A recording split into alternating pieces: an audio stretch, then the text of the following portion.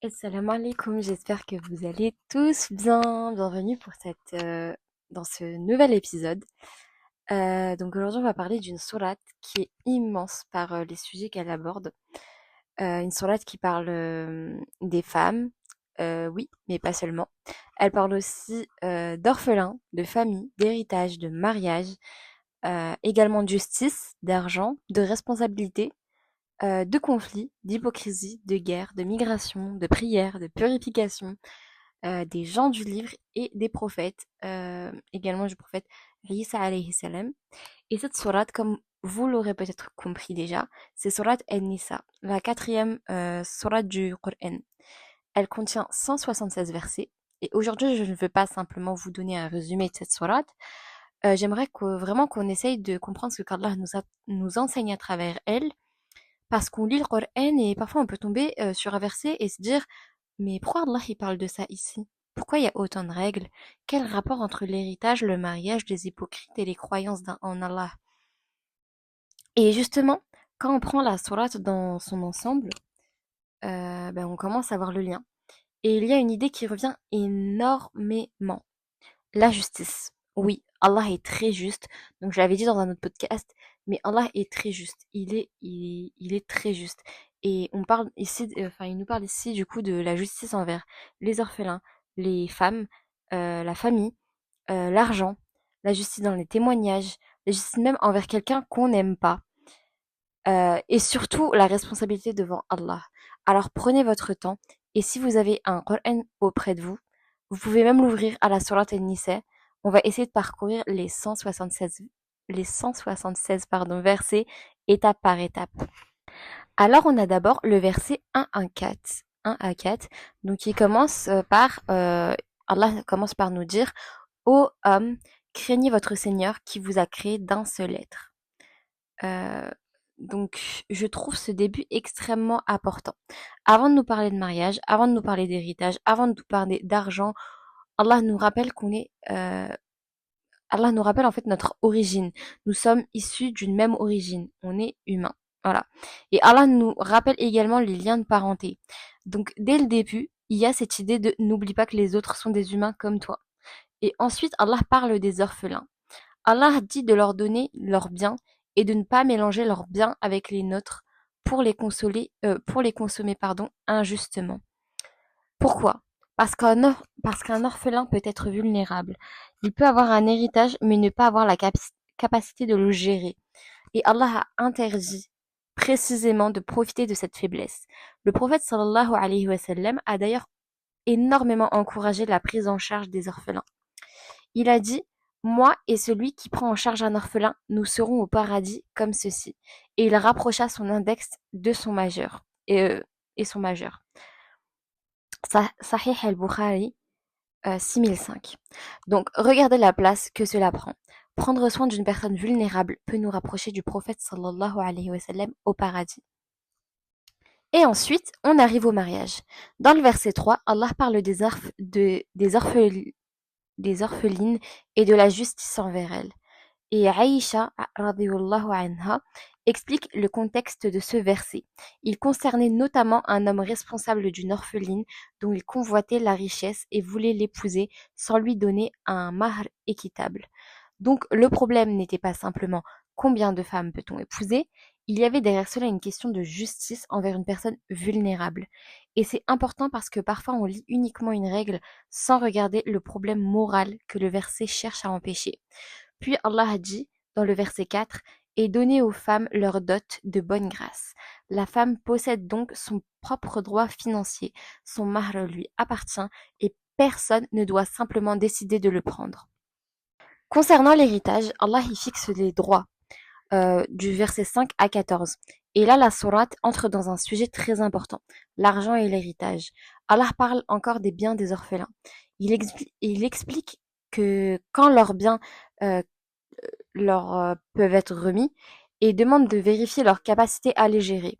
Et c'est intéressant parce que même le tuteur qui s'occupe d'un orphelin doit avoir une relation honnête avec son argent.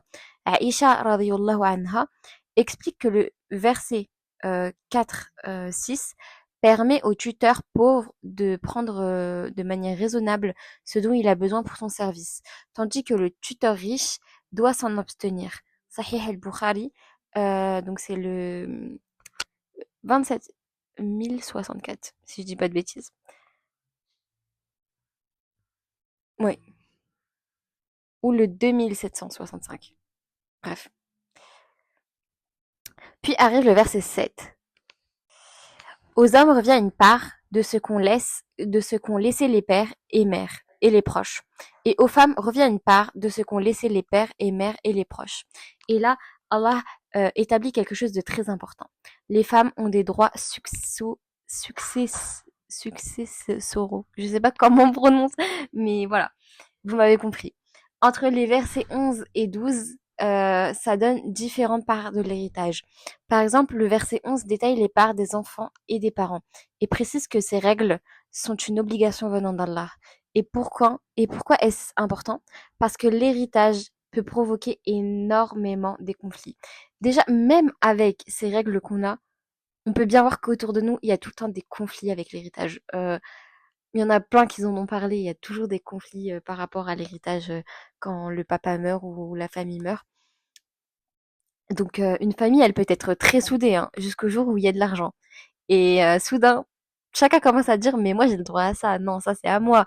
Elle est une femme donc elle devrait rien avoir. Lui c'est le fils donc il prend tout». Heu et Allah intervient justement pour établir ces règles. Mais même avec ces règles, on arrive à à s'embrouiller par rapport à ça. Ce n'est donc pas aux familles de modifier les parts selon leurs préférences. Les versets 13 et 14 présentent ces limites comme les limites d'Allah. Ensuite, on a la justice dans la famille. Les versets 15 à 21. Donc ensuite, Allah aborde plusieurs questions liées au comportement sexuel interdit et au repentir. Et il y a quelque chose d'important. Le Coran ne ferme pas la porte du repentir. Lorsqu'une personne commet une faute puis revient sincèrement vers Allah, la porte du repentir, elle est ouverte. Car Allah, il est Ar-Rahman et il est Ar-Rahim. Puis Allah parle du traitement des femmes et il dit: Ô vous qui avez cru, il ne vous est pas permis de prendre les femmes contre leur gré. 4, 19. Et Allah dit également: Et comportez-vous convenablement envers elles. 4, 19. Donc le mariage n'est pas une relation dans laquelle l'un peut simplement traiter l'autre comme il veut. Il y a des droits, il y a des devoirs, il y a une responsabilité.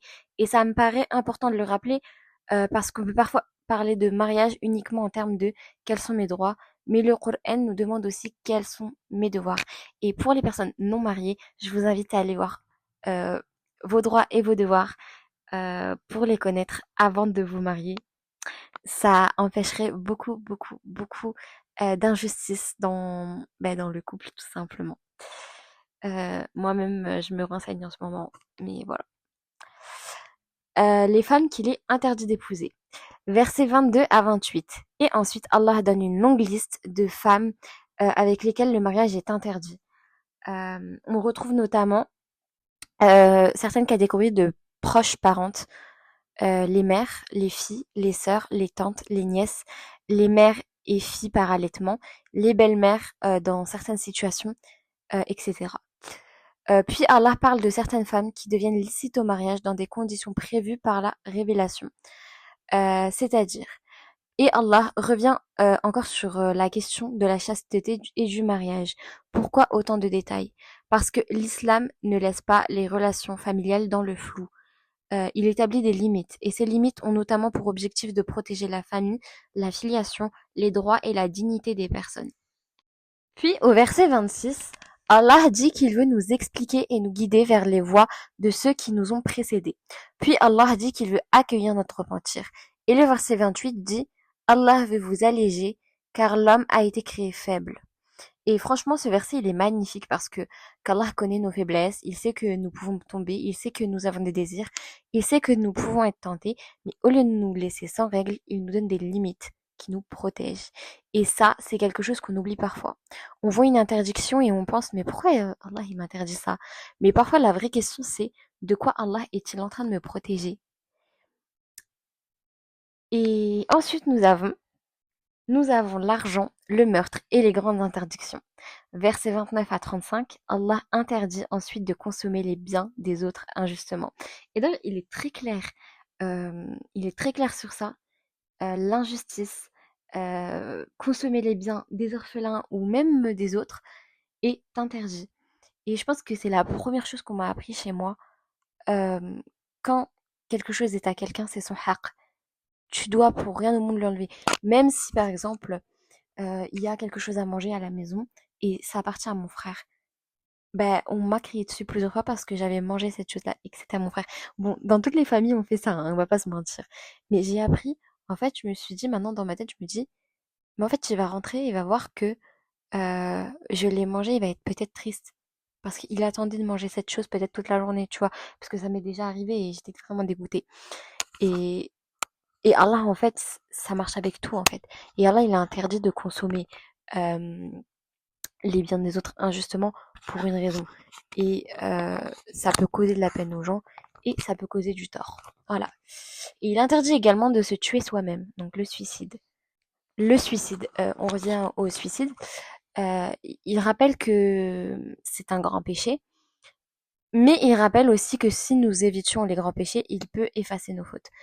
Alors, je veux revenir sur un truc par rapport au suicide. Donc, j'ai vu un peu ce qui se passait sur TikTok par rapport à des personnes qui étaient en train, à des personnes qui se sont suicidées, littéralement. Ils ont été vraiment très, comment dire, très calomniés dans les commentaires, très médis dans les commentaires. Il y a eu beaucoup de médisance, etc. Je voulais revenir par rapport à ça. Euh, c'est Allah qui juge si cette personne va aller en enfer ou au paradis. Donc vous ne pouvez pas juger la mort de quelqu'un qui se suicide, un musulman du moins. Voilà, je voulais juste dire ça comme ça. Et la calomnie que vous faites sur cette personne qui est morte maintenant, Allah la voit. Donc voilà, je voulais juste revenir sur ça. Revenons à nos moutons. Ensuite, Allah nous parle de la jalousie. Et ne convoitez pas ce par quoi Allah a favorisé certains d'entre vous par rapport aux autres. Et ça aussi, c'est tellement actuel parce que avec les réseaux sociaux, on voit constamment ce que les autres ont. Une personne a une belle maison, une autre voyage, une autre se marie, un autre a un bon travail, une autre est magnifique. Bref, et on commence à comparer notre vie à la leur. Sauf que c'est pas la vraie vie, sachez-le, et, et Allah nous a donné notre haqq. Et tout notre risque et notre haqq, tout ce qui nous est dû, Allah nous le donnera et rien ne nous manquera, sachez-le. Donc ça sert à rien d'être jaloux des autres, vraiment. Et Allah nous rappelle, hein, ne convoite pas ce qu'Allah a donné à quelqu'un d'autre. Travaille, demande à Allah, mais ne laisse pas la comparaison détruire ton cœur. Nous arrivons donc au mariage et les conflits conjugaux, versets 34 à 35. Et nous arrivons au fameux verset 34. Allah parle de la responsabilité des hommes dans la famille et décrit une situation de conflit conjugal. Le verset mentionne plusieurs étapes et contient le terme en arabe wadribuhuna, wadribuhuna. Donc la traduction et l'interprétation font objet de discussions dans les ouvrages de tafsir. Je préfère être très clair ici. Il ne faut surtout pas prendre ce verset comme une autorisation générale de maltraiter sa femme. Il faut le lire avec l'ensemble du Coran et avec la Sunna. Et justement, le verset suivant donne une voie de médiation. Si vous craignez la rupture entre les deux, envoyez alors un arbitre de sa famille à lui et un arbitre de sa famille à elle. Donc, lorsqu'un couple est dans une situation grave, Allah parle aussi de médiation et de réconciliation. Et la sunna nous montre le comportement du prophète sallallahu alayhi wa sallam. Et le prophète sallallahu alayhi wa sallam dit, les meilleurs d'entre vous sont les meilleurs envers leurs femmes. Et sa vie avec ses épouses est un exemple concret de comportement. Donc, lorsqu'on parle de ce verset, il faut toujours se demander comment le prophète sallallahu alayhi wa sallam appliquait-il la religion. Parce que la sunna est indispensable pour comprendre le Coran. Allah il va nous donner une liste de comportements, du verset 36 à 42. Il dit de l'adorer lui seul. Puis il ordonne la bienfaisance envers les parents. Il y a d'ailleurs, une insistance même dans les hadiths, si vous voyez, etc., avec la mère. Donc bien se comporter avec la mère, mais bien sûr avec le père. Mais la mère est mise vraiment en valeur. Les proches, les orphelins, les pauvres, les voisins proches, les voisins éloignés, le compagnon, le voyageur et ceux qui sont sous notre responsabilité. Et regardez comme c'est intéressant. On pourrait penser ici que la religion concerne uniquement Allah et moi. Mais Allah nous dit, et comment traites-tu ton entourage? Tu peux prier. Je disais avant que ça se coupe. Tu peux prier beaucoup, mais comment tu parles à ta mère? Comment tu traites ton voisin? Comment tu te comportes avec une personne pauvre? Comment tu traites quelqu'un qui travaille pour toi? Voilà aussi des questions religieuses. Et comment tu traites en fait tous ceux qui sont autour de toi. Parce que ça peut être des non-musulmans comme des musulmans. Parce que certains te diront, oui, mais moi, je me comporte bien qu'avec des musulmans. Non, non. Les non-musulmans aussi sont des êtres humains. Et justement, faut leur montrer qu'on se comporte très bien pour qu'ils puissent avoir une belle image de l'islam, une belle image de nous. Et, et montrer en fait ce que c'est vraiment l'islam. Et on doit se comporter bien avec tout le monde. Ensuite, la prière et la purification. Le verset 43 à 57. Allah parle ensuite de la prière et de la purification. Le verset 43 aborde notamment l'état dans lequel on ne doit pas approcher la prière et mentionne le tayammum, la purification sèche, lorsqu'on ne trouve pas d'eau ou dans certaines situations imprévues. Et encore une fois, on voit la facilité de la religion. Allah demande la purification. Mais lorsque certaines circonstances empêchent l'utilisation de l'eau, il donne une alternative. Puis Allah parle de ceux qui déforment les paroles et rejettent la vérité. Et on arrive à une grande leçon. La connaissance sans sincérité peut devenir dangereuse. On peut connaître des textes et malgré tout refuser la vérité. Donc demandez à Allah, oh Allah, donne-moi la connaissance, mais donne-moi aussi l'humilité de l'accepter. Ça serait pas mal aussi. Puis il nous parle de la justice et l'obéissance des versets 58 à 70.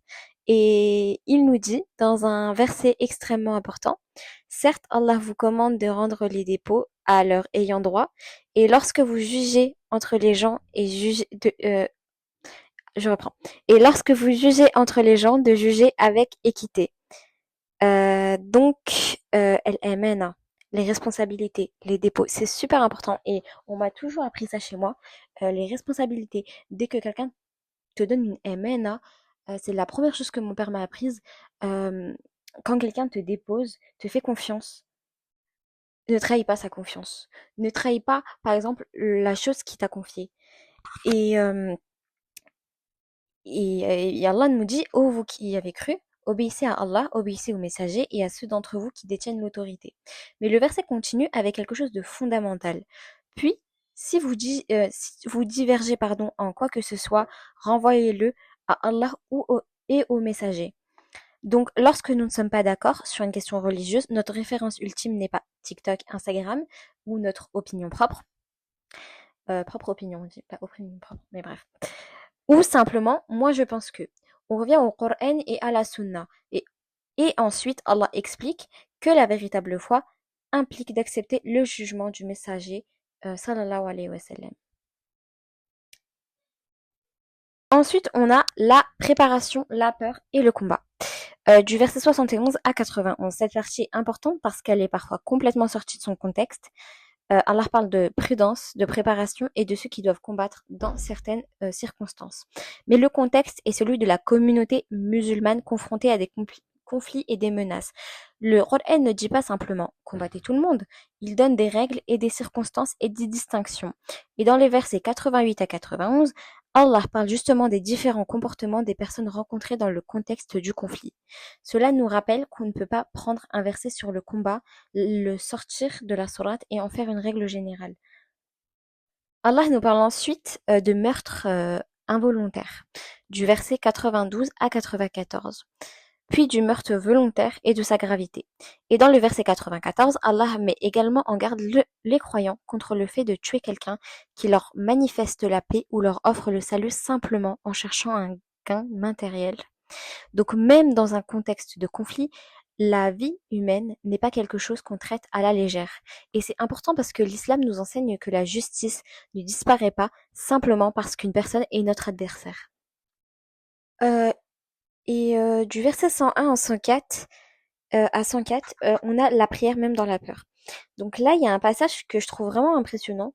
Allah, il parle de la prière en voyage, puis de la prière en situation de peur. Et ça nous montre une chose. Même dans une situation extrêmement difficile, la prière reste importante. Mais Allah donne aussi une modalité adaptée à la situation. Donc la religion n'est pas fait comme si aucune difficulté n'existait. Non, Allah connaît nos situations. Il donne des facilités, mais il nous apprend aussi à ne pas abandonner notre lien avec lui, tout simplement. Du verset 105 à 115, on va parler de l'injustice. Et là, on arrive à un passage presque... c'est un passage extrêmement fort, en fait, où Allah dit au prophète sallallahu alayhi wa sallam qu'il a fait descendre le livre afin qu'il juge entre les gens selon ce qu'Allah lui a montré. Puis Allah met en garde contre ceux qui cherchent à défendre les traîtres. Et c'est une immense leçon, parce que parfois, quand quelqu'un qu'on aime fait quelque chose de mal, notre premier réflexe c'est mais comment est-ce que je peux le protéger? Mais Allah nous apprend que tu ne dois pas protéger l'injuste. Tu peux aimer une personne sans défendre son erreur. Tu peux être proche de quelqu'un sans mentir pour lui. Tu peux pardonner quelqu'un sans dire ce qu'il a fait était bien. Et ça, c'est une différence énorme. Donc toutes les personnes qui sont là, qui mentent pour leur copine ou qui mentent pour leur sœur ou leur frère, ça n'arrange personne. Si par exemple ton frère fait des bêtises dehors et que t'es là, tu caches des choses sur lui à tes parents, ça ne va rien changer au fait qu'il va faire encore pire. Les parents qui voient très bien que c'est leurs enfants qui ont tort et qui continuent à défendre leurs enfants, cœurs et âmes, ça aussi, ça ne va pas emmener votre enfant au paradis, ça ne va pas remettre votre enfant dans le droit chemin, ça ne va pas non plus sortir vos enfants des difficultés, ils vont rester dans les difficultés. Parce que pour eux, ce qu'ils font, c'est pas mal vu que vous êtes en train de les défendre. Ensuite, on a le repentir et le péché du verset 116 à 126. Allah il nous rappelle le danger du shirk, mais aussi l'immense ouverture du repentir. Je disais, puis Allah parle des promesses du shaitan. Le shaitan, il nous a promis, il embellit, il fait croire, il pousse l'être humain à désirer ce qui lui fait mal. Mais Allah nous rappelle que les promesses du shaitan ne sont que des tromperies. Donc voilà. Et ensuite, Allah détruit une autre illusion. Ce n'est pas simplement en appartenant à un groupe ou en ayant une identité religieuse qu'on obtient le salut. Allah dit en substance que la récompense n'est pas selon les fantasmes ou les prétentions, mais selon la foi et les œuvres. Donc ne te repose pas uniquement sur ce que tu prétends être, regarde ce que tu fais. Et sachez juste que vous ne rentrerez au paradis que par la miséricorde d'Allah. Ensuite, il nous parle du verset 127 et 130 des femmes, des orphelins et de la réconciliation. Allah revient ensuite sur les femmes et les orphelins. Et cela nous ramène au début de la sourate. Et là, on commence à voir le fil conducteur. La sourate commence avec les personnes vulnérables, puis elle y revient parce que ce n'est pas un détail. Allah insiste. Allah parle de la réconciliation entre les époux. Et là encore, le mariage n'est pas une compétition. Si un couple peut trouver un arrangement juste et rétablir la paix, cela est préférable. Et Allah dit la réconciliation est meilleure. Ensuite, on a le verset 131 à 135. Puis Allah revient sur la justice. Et, euh, on arrive au verset 135 où il nous dit soyez fermes dans la justice, témoins pour Allah, même si c'est contre vous-même, vos parents ou vos proches. Et vraiment, celui-là, il faut le retenir. Parce qu'on est tous capables de dire je suis pour la justice, mais la vraie question c'est est-ce que je suis pour la justice quand elle est contre moi? Si ma sœur a tort, est-ce que je peux le reconnaître? Si mon frère a fait quelque chose d'injuste, est-ce que je vais mentir pour lui? Si moi-même j'ai fait une erreur, est-ce que je peux dire oui, j'ai eu tort? Et c'est ça la justice finalement. Ensuite, du verset 136 à 147, nous avons la sourate qui parle longuement des hypocrites. Et Allah décrit leur comportement. Ils hésitent, ils cherchent à se placer du côté qui les arrange, ils prient parfois sans véritable motivation, ils veulent, ils veulent être vus. Et là, il faut faire attention. On ne doit pas lire ces versets et commencer à désigner les autres. Lui, c'est un hypocrite, elle, c'est un hypocrite. Non. Le but, c'est aussi de nous examiner nous-mêmes. Est-ce que ma foi est sincère? Est-ce que je fais les choses pour Allah? Est-ce que je change de comportement selon les personnes qui me regardent? Parce qu'Allah connaît ce qui est caché au fond. Et comme je le dis à chaque podcast, l'intention, c'est le plus important. Ton intention, c'est tout ce qui fait ta religion. Genre, si t'as une intention mauvaise, en fait, tout le reste sera mauvais. Tout le reste sera mauvais. Si ton intention, elle est mauvaise, tout le reste qui va arriver derrière est mauvais. Ensuite, du verset 148 à 162, Allah, il nous parle de la mauvaise parole, de l'injustice et de ceux qui rejettent les messagers. Puis Allah rappelle que le croyant doit croire aux messagers d'Allah. Il ne s'agit pas juste de choisir certains prophètes et d'en rejeter d'autres. Le musulman croit en tous les prophètes qu'Allah a envoyés. Puis Allah rappelle l'histoire de Moussa alayhi salam et son peuple, notamment l'épisode du veau. Et Allah évoque également les violations de leur engagement. Puis nous avons les versets 163 à 172 et nous arrivons à l'une des parties les plus importantes sur le plan de la croyance. Allah mentionne plusieurs prophètes: Nuh, Ibrahim, Ismaïl, Ishaq, Yaqub et d'autres. Et puis Allah parle de Isa alayhi salam et dit le Messie, Jésus, fils de Marie, n'est qu'un messager d'Allah. Allah demande aux gens du livre de ne pas exagérer dans leur religion. Et il affirme l'unicité d'Allah. Puis, le passage concernant la crucifixion, Allah dit: ils ne l'ont ni tué, ni crucifié, mais ce n'était qu'un faux semblant pour eux. Puis Allah affirme qu'il l'a élevé vers lui. Et donc le Coran nous enseigne une chose essentielle. Isa alayhi salam est un immense prophète. Le Messie naît miraculeusement de Maryam alayhi salam. Mais il reste un serviteur et messager d'Allah. Et notre amour pour lui fait partie de notre foi. Puis, nous avons le verset 176. Et finalement, la sourate se termine par l'héritage. Allah dit: il te demande une décision. Dis: Allah vous donne son décret au sujet du défunt qui n'a pas de descendant ni d'ascendant héritier. Puis Allah explique les parts concernant notamment les sœurs et les frères dans ce cas particulier. Et là, je trouve que la structure de la sourate est vraiment intéressante. Elle commence avec les droits des personnes vulnérables, elle parle d'argent, de l'héritage, de la famille, et elle se termine encore avec une règle de l'héritage. Comme si toutes les sourates nous disaient: attention à la manière dont vous traitez les droits que je vous ai confiés. Et donc voilà, on vient de parcourir une sourate en 176 versets. Et forcément, en un seul épisode, on ne peut pas entrer dans chaque détail juridique ou linguistique, mais on peut voir son immense cohérence. Surat An-Nisa nous parle de l'être humain, elle nous parle de la famille, elle nous parle de la femme, elle nous parle de l'homme, elle nous parle de l'enfant, elle nous parle de l'orphelin, elle nous parle du pauvre, du riche, du mari, de l'épouse, de celui qui détient une responsabilité, de celui qui est faible, de celui qui a du pouvoir. Et elle nous rappelle constamment: Allah nous voit. Et après avoir lu cette sourate, peut-être qu'on devrait arrêter de se demander uniquement quels sont mes droits et commencer à se demander quels sont les devoirs des autres sur moi. Est-ce que je suis juste? Est-ce que je suis honnête? Est-ce que je protège celui qui est faible? Est-ce que je rends les dépôts? Est-ce que je respecte ma famille? Est-ce que je respecte mon conjoint ou ma conjointe? Est-ce que je protège les biens des autres? Est-ce que je reconnais mes erreurs? Est-ce que je suis capable d'être juste même lorsque cela va contre moi? Et surtout, est-ce que ma foi se voit dans mon comportement? Parce que finalement, c'est peut-être l'un des plus grands enseignements de cette sourate. La religion n'est pas seulement ce que tu fais lorsque tu es seul avec Allah, mais elle se voit aussi dans la façon dont tu traites les créatures d'Allah. Et si je devais garder une seule phrase dans cette sourate, ça serait peut-être celle-ci: soyez fermes dans la justice, témoins pour Allah, même si c'est contre vous-même. An-Nisa, verset 4, 135.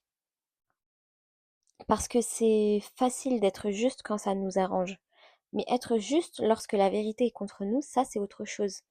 Qu'Allah nous donne cette justice, qu'Allah nous donne la sincérité, qu'Allah protège nos familles, qu'Allah protège les orphelins, qu'Allah nous permette de respecter les droits des autres, qu'Allah nous permette de comprendre son livre et surtout de le mettre en pratique, et qu'Allah fasse du Coran une lumière dans nos vies et pas simplement quelque chose qu'on récite avec nos langues sans que nos cœurs et nos comportements changent. Amin. Merci d'avoir écouté cet épisode. Si vous avez aimé ce format, vous pouvez partager l'épisode autour de vous. Et surtout, prenez le temps de lire Surat An-Nisa directement dans votre Coran parce que ce podcast n'est qu'une porte d'entrée. Le plus important reste de revenir à la parole d'Allah aux explications fiables et à la sunna authentique. On se revoit très bientôt euh, pour un nouvel épisode, Inch'Allah. Et salam alaikum. والله يريد أن يتوب عليكم ويريد الذين يتبعون الشهوات أن تميلوا ميلا عظيما يريد الله أن يخفف عنكم وخلق الإنسان ضعيفا